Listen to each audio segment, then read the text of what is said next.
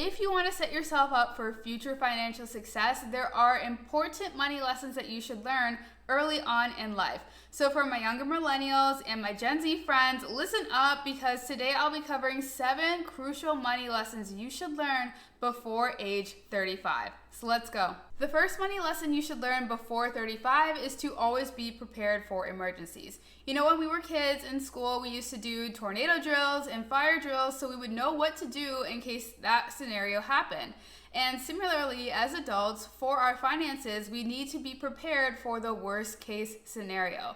So one of the first things that you should do when you start to get serious about taking care of your finances is to create an emergency fund. This is money that you set aside specifically to cover unplanned emergency expenses like sudden job loss, major home repairs, unexpected medical and dental bills, and so on. And general guidance suggests to set aside between 3 to 6 months worth of your expenses for your emergency fund so that you have a good enough cushion. If you need help determining what exactly that number looks like for you, you can click the link in the description box below to download my free emergency fund calculator, which will help you figure out exactly how much you need to save. The next money lesson you should learn is to use credit cards responsibly. I love using my credit cards. I have 2 of them, and I recently did a video on my channel where I explained 5 reasons why it's better to use your credit card instead of your debit card for 99% of expenses. But a major caveat that I added in that video and that I want to talk about here is that it's important to only use your credit card if you know how to use it responsibly. And using a credit card responsibly means that you pay off your credit card in full, on time, every month. And if you don't do those things, or you feel like you cannot do those things, then I would highly suggest that you hold off on credit card usage until you can. Credit card debt is notoriously hard to climb out of because the interest rates on credit cards are so high. Right now, the average interest rate on a credit card is around 24%. So don't get yourself stuck in a debt cycle. Either teach yourself to use credit cards responsibly or just opt not to use them at all. The next money lesson you should learn before 35 is to not delay investing. I want you to comment down below right now and tell me whether or not you have started investing. And if you have started investing, tell me at what age did you start? I personally started at 22 years old, but I wish I had started even earlier. And according to a 2021 study conducted by Personal Capital, the average age for a person to start investing is 33.3 years old. If you want to get started with investing but you don't know how, well, you have come to the perfect channel, because that is exactly what I talk about on this YouTube channel. So I'll leave my video linked below for a step-by-step tutorial to investing in index funds. And if you want to learn more about investing basics and personal finance in general, then make sure you like this video and subscribe to my channel and turn on your notifications so you don't miss a single thing. The next money lesson you should learn is to choose your spouse wisely. And although it may not seem like it, choosing a spouse is not just a relational decision, but also a financial decision. The Bible says that when 2 people become married, the 2 become one flesh. So now you're in a special covenant relationship with that person. So the decisions that you make with money will impact them, and their decisions that they make with money will impact you.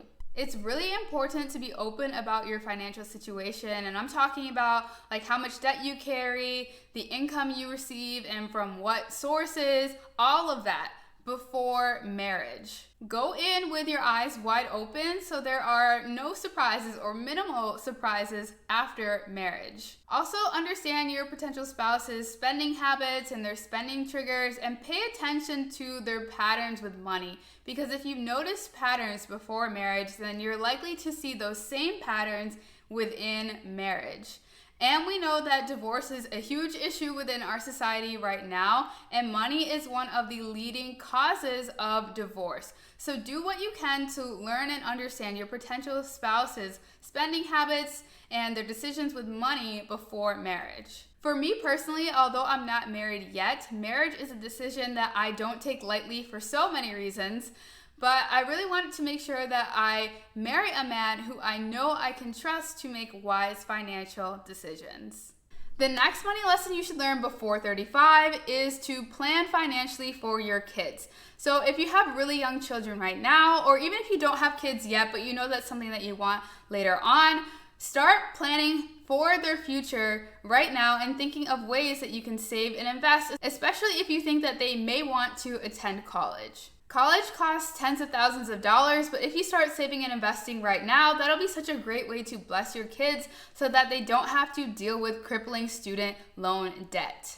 An option you may want to explore is called a 529 plan. A 529 plan is a state-sponsored savings plan specifically designed for funding college expenses. And if you're familiar with Roth IRAs, then 529 plans work in a similar manner in that you invest post-tax income into index funds, ETFs, and so on. You can choose an investment portfolio that is customized to your risk tolerance and to your time horizon for investing. The best part is that your investments grow on a tax-deferred basis, and then you can deduct that money tax-free if you use it to pay for qualified higher education expenses. The next money lesson you should learn is to create multiple streams of income. A few years ago, I heard someone say, one stream of income is too close to none. And that shook me because one of the easiest ways to reach your financial goals is to increase your income so that you can reach your goals faster. And this doesn't mean that you have to now go out and quit your 9-to-5 job, because actually one of the lowest hanging fruits when it comes to increasing your income is to start at your job by asking for a raise. Now, obviously, if you haven't been performing well, then this will not work for you. But assuming that you are doing well at your job, then I highly encourage you to make a case for yourself. Statistics show that 70% of employees who have asked for a raise received one. So that is just proof that you do not have because you do not ask. And beyond that, you can also pick up a side hustle that you can do on the weekends or the evenings after work. And there are tons of ideas like starting a YouTube channel, starting a blog, starting an Etsy shop. But I highly encourage you to research your ideas ahead of time and understand all the work that goes into it so that when it starts to get hard, you don't quit. The next money lesson you should learn before age 35 is to not give into lifestyle creep. As you start to earn more and more money, there is also a temptation to spend more and upgrade your lifestyle, get a newer apartment, get a new car, splurge on clothes or shoes, and this is known as lifestyle creep, and it will eat away at your money. And this is not to say that you cannot have nice things or you can't upgrade your lifestyle as you earn more money. There's nothing inherently wrong with spending money on things that make you happy, but the issue comes in when that spending begins to jeopardize your progress toward bigger financial goals you may have, like buying a house or investing for yourself or your kids. Be wise about how you choose to spend your money and track your expenses so that you are fully aware of the impact your decisions are having on your bank account.